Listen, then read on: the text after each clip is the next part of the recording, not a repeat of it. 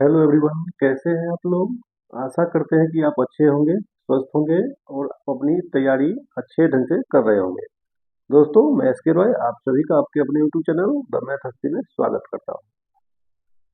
दोस्तों, आप सभी लोगों का उज्जवल भविष्य की कामना द मैथ हस्ती परिवार करती है, करती रहेगी, करती थी। आप सभी लोगों का मंजिल जल्द से जल्द मिले, यही कामना द मैथ हस्ती परिवार करती है। चलिए दोस्तों, आज हम लोग एक क्वेश्चन मार्क्स के बारे में जानेंगे। बहुत सारे हमारे प्रिय छात्र छात्राएं, डियर स्टूडेंट्स, जैसा कि बोर्ड पे आप देख रहे हैं, टेंथ ट्वेल्थ, टेंथ और ट्वेल्थ के बाद व्हाट, टेंथ और ट्वेल्थ के बाद आप क्या करेंगे, इसके लेके हम आज आप लोगों के बीच चर्चा में आए हैं। कि सिंपल सी बात है कि टेंथ पास करने के बाद, ट्वेल्थ पास करने के बाद फिर एक क्वेश्चन मार्क्स आ जाती है कि इसके बाद अब मुझे क्या करना होगा। तो मैं आपको बता दूं कि ऐसा कोई भी महान लोग नहीं हुए हैं जो संघर्ष नहीं किए हैं। वो हर व्यक्ति संघर्ष करके ही आगे बढ़े। तो हम लोग उसके आगे बढ़ने की कल्पना से पहले, कल्पना से पूर्व उनकी संघर्षों को याद करते हैं, उनके पद चिन्हों पे चलने का प्रयास करते हैं। तो सिंपल बात दोस्तों, हम लोग जानते हैं आप किस परिवार से बिलोंग करते हैं, मैं किस परिवार से बिलोंग करता हूं, ये बहुत बड़ी मायने नहीं रखता। मायने ये रखता है कि आप जहां हैं, जिस परिवेश में हैं, जिस परिवार से हैं, आप खुश रहें और आगे हमेशा बढ़ने का प्रयास करें। कहने का मतलब दोस्तों कि आज छोटा सा टॉपिक है मेरा कि टेंथ और ट्वेल्थ के बाद आप क्या करेंगे। क्वेश्चन मार्क, ये क्वेश्चन मार्क्स कब जाएगा, कब हटेगा, मैं आपको बता दूं कि एक्चुअली होता क्या है कि मेरे समझ से ट्वेल्थ के ट्वेल्थ पास के बाद आपके पास चार ऑप्शन रहता है। चार ऑप्शन के लिए क्या है, सबसे पहला ऑप्शन होता है, वो सभी परिवारों के लोगों के लिए लागू होता है। क्या होता है, आपको ध्यान देना है। पहला जो ऑप्शन होता है दोस्तों, वो कॉलेज होता है। आप क्या कीजिएगा, विश्वविद्यालय या महाविद्यालय,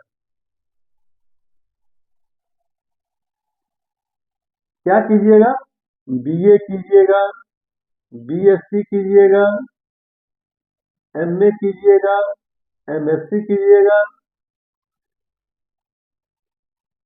बीएड कीजिएगा, डीएलएड कीजिएगा, डॉट डॉट, फिर लास्ट में भी क्वेश्चन मार्क्स ही आता है। हमारे बहुत सारे विद्यार्थियों का आर्थिक स्थिति उतना अच्छी नहीं है कि वो डिग्री पे डिग्री, डिग्री पे डिग्री, डिग्री पे डिग्री अब लेते चले जाएंगे। मेरा छोटा सा टॉपिक है कि ये क्वेश्चन मार्क्स कैसे हटेगा, आप क्या करेंगे इसके बाद, इसके लेके हम लोग आए। तो दोस्तों, यहाँ कितना भी डिग्री आप ले लें, जैसे आप ट्वेल्थ पास किए, बहुत लोगों का आर्ट होगा, बहुत लोगों का साइंस होगा, बहुत लोगों का साइंस में क्या है, मैथ होगा, बहुत लोगों का बायो होगा। तो दोस्तों यहाँ क्या है कि पीसीएम वाले ग्रुप में जो होंगे साइंस के स्टूडेंट, वो आईआईटी एनआईटी में जेई एडवांस में जाएंगे। जो बायो वाला होंगे वो मेडिकल क्षेत्र में जाएंगे, नीट निकालेंगे। फिर क्या है, बहुत सारा कोर्स होते हैं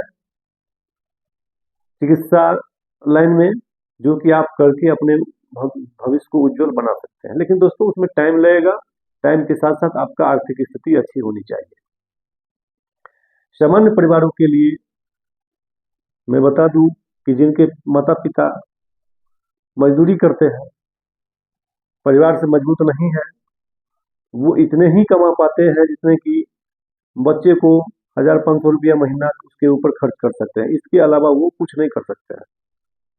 तो खास करके मैं उन बच्चों से अपील करना चाहूँगा कि इस पृथ्वी पे कोई बड़ा छोटा नहीं है।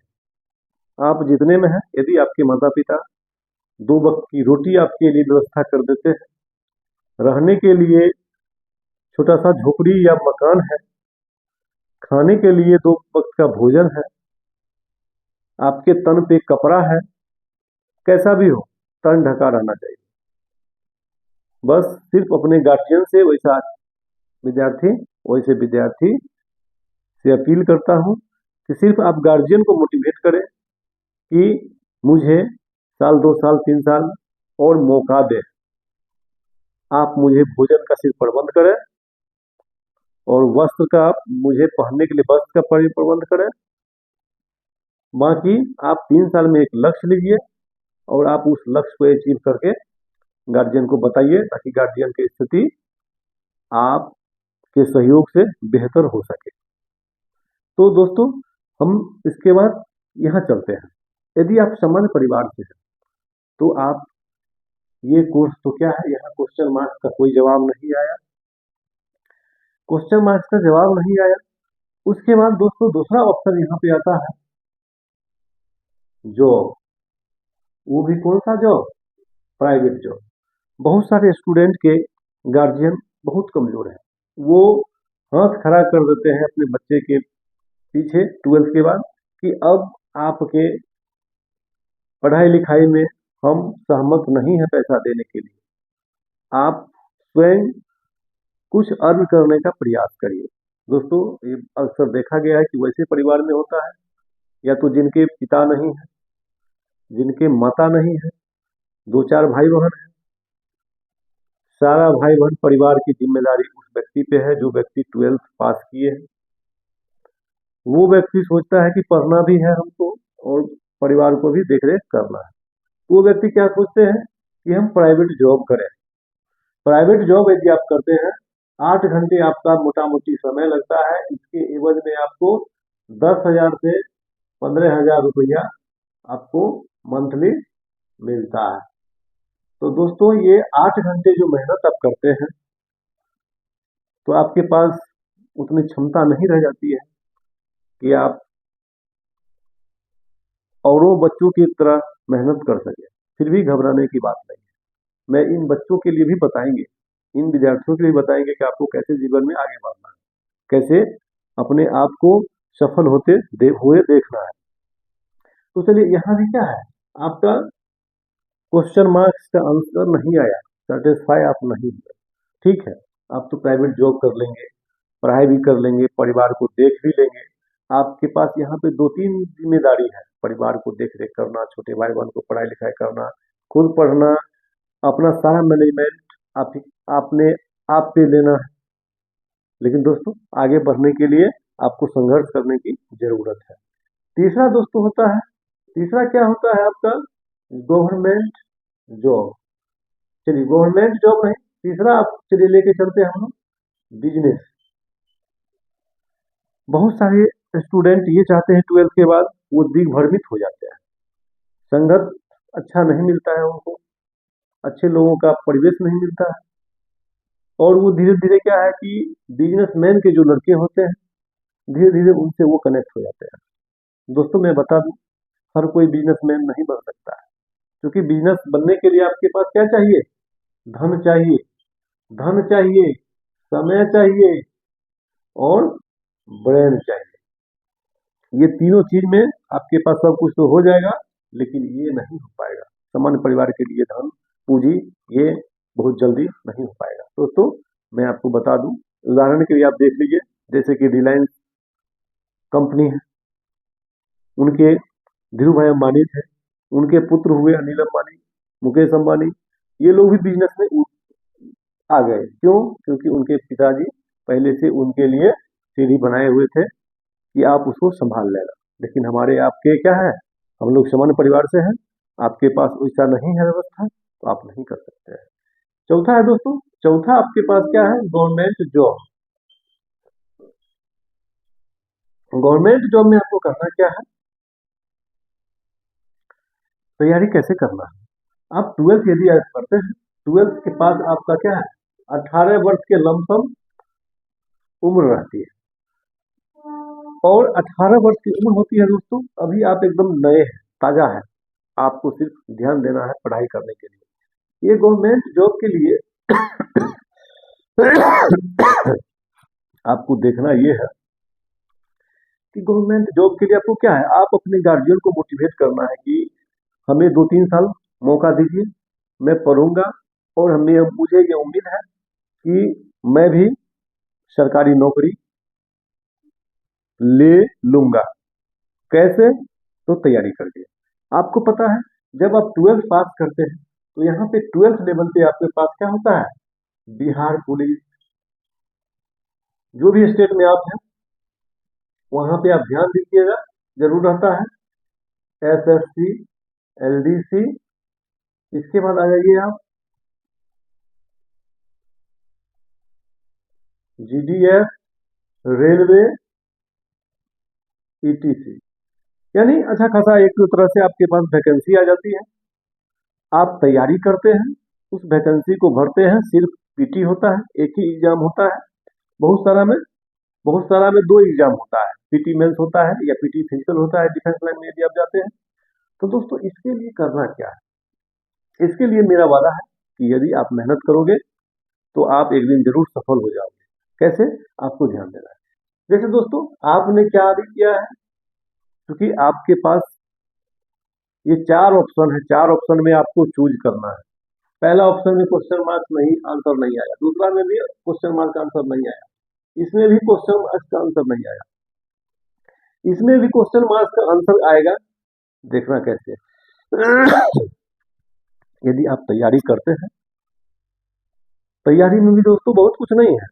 आप 12th पास किए हैं ना, 12th लेवल का जो भी वैकेंसी आती है, 12th रहता है, वो 10th बेसिस पे रहता है उसका इंट्रेंस एग्जाम का सिलेबस, लेटेस्ट 12th लेवल पे। तो आपको क्या है, वही वही जीके, वही साइंस, वही मैथ है, वही रीजनिंग,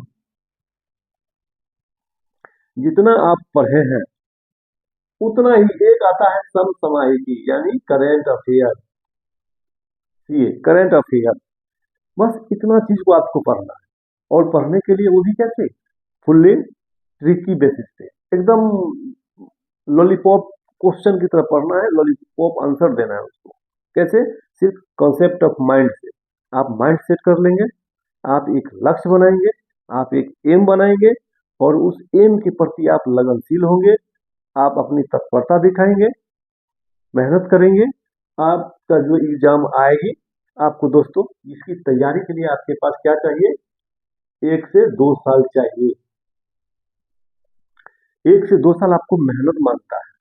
जिस तरह से 12th आप 2 साल पढ़े तो पास हुए अच्छा नंबर से, 10th 1 साल पढ़े तो पास हुए, तो आपके पास बेस है, सिर्फ आत्मबल मजबूत रखना है। आत्मबल मजबूत रखेंगे, आने वाला कल आपके लिए अच्छा संदेश लेके आएगा। तो 1 से 2 साल आप मेहनत करते हैं, ये सब आप पढ़ते हैं, ये सब पढ़ने के दरमियान आपको एक न एक दिन आपका करियर बहुत जल्द हो जाएगी। तो दोस्तों यहाँ पे क्वेश्चन मार्क का जवाब मिलेगी यदि आपके पास सर्विस हो जाता है। सर्विस हो जाता है दोस्तों, आपका उम्र 18 साल है, 1-2 वर्ष तैयारी किए, आपका ज्वाइनिंग मान लीजिए 21 से 22 साल में हो जाएगा, 21 से 22 साल में आ जाएंगे।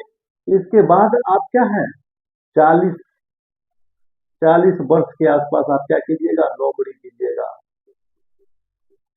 नौकरी कीजिएगा, नौकरी के बदले में आपके आपके परिवार के सारा जिम्मेदारी, जिस विभाग में आप नौकरी करेंगे उनकी हो जाएगी। आपको अपने जीवन यापन के लिए अच्छा खासा सैलरी देगी, आपके अच्छा खासा ख्याल रखेगी, आपके बाल बच्चे का ख्याल रखेगी। एक नौकरी हो जाने के बाद आप जानते हैं कि आपके कितनी बदलाव आए। आपके पास क्या है वो नहीं मतलब है, नौकरी होने से पूर्व आप अपने पिताजी के नाम से जाने जाते थे, ये अमुक आदमी के लड़के हैं। जिस दिन आपको नौकरी हो जाएगी ना, उस दिन आपके नाम से आपके पिताजी जाने जाएंगे। कि फलना साहब जो है रेलवे में, फलना साहब जो बिहार पुलिस में थे, उनके पिताश्री है ये। तो दोस्तों एक छोटी सी अब बात आपको बता देते हैं। आपको कमी होनी चाहिए, कोई भी चीज की कमी होनी चाहिए। कमी कैसे आप पता करना है? आप अपने परिवार में देखिए। परिवार में ये देखना है कि आपके दादाजी के पास जो संपत्ति था, वो संपत्ति आपके पिताजी के पास नहीं हुआ। क्यों नहीं हुआ? क्योंकि पिताजी 2 3 4 भाई थे, वो संपत्ति धीरे धीरे टुकड़ों में बट गया। फिर दोस्तों आप अकेले नहीं हैं। जो लोग अकेले हैं, समझ रहे हैं, जो लोग अकेले नहीं हैं, 2 4 भाई बहन हैं, तो आपके पिताजी की संपत्ति उतने ही टुकड़ों में बट जाएगी। और एक दिन ऐसा आएगा कि आप ये चाहेंगे कि वो संपत्ति बैठ करके जीवन यापन कर ले खा करके, संभव नहीं है। आज तक ऐसा नहीं हुआ है। तो हमको कमी महसूस होना चाहिए। और हमेशा students life is poor life होता है। गरीबी अगर देखना है तो विद्यार्थी जीवन में रह करके देखना होगा। हम जितना में है, हम पेरेंट्स से ईमानदार बन के मेहनत करना है। उनको जो जरूरत की चीज है उनसे लेना है। एक्स्ट्रा चीज लेकर के उसका दुरुपयोग नहीं करना है। कहने का मतलब कि अगर खर्चा 10 रुपया है तो उनसे आप 100 रुपया नहीं ले सकते हैं। अगर लेते हैं तो कल आप अपने भविष्य अंधकार में ले जा रहे हैं। आशा करते हैं कि ये जो हम बताए चार पार्ट्स में बताए हैं, जिंदगी बदलने के लिए, आपके उज्जवल भविष्य के लिए, आप अपने तकदीर बदलने के लिए, आप अपनी हस्ती को जिंदा रखने के लिए, इस 4 चीज में आपका सबसे बेहतरीन चीज है ये 4। किसी भी वर्ग से आप बिलोंग कर रहे हैं, हाई मीडियम फैमिली, लो फैमिली, उससे मतलब नहीं है। आपको ये देखना है। इसी सिलसिला में दोस्तों आप लोगों के पास जो लाया है द मैथ हस्ती यूट्यूब चैनल, इस पर आपको मैथ और रीजनिंग की तैयारी एकदम सरल भाषा में, आप गणित में कितना भी कमजोर है उसकी फिक्र नहीं करिए। द मैथ हस्ती परिवार आपके लिए तैयार है। बस सिर्फ आप लगे रहिए, ईमानदारी से रहिए, पढ़ाई कीजिए, आने वाला कल आपका होगा, ये द मैथ हस्ती परिवार कामना करती है। इसके साथ साथ पुनः द मैथ हस्ती परिवार आप सभी लोगों के उज्जवल भविष्य की कामना करती है। आने वाला जो भी समय है, अर्थात 2025 में आप लोगों का जो भी एग्जाम दे उसको क्रैक करें और आगे बढ़ें। तब तक के लिए चलिए, धन्यवाद, बाय बाय।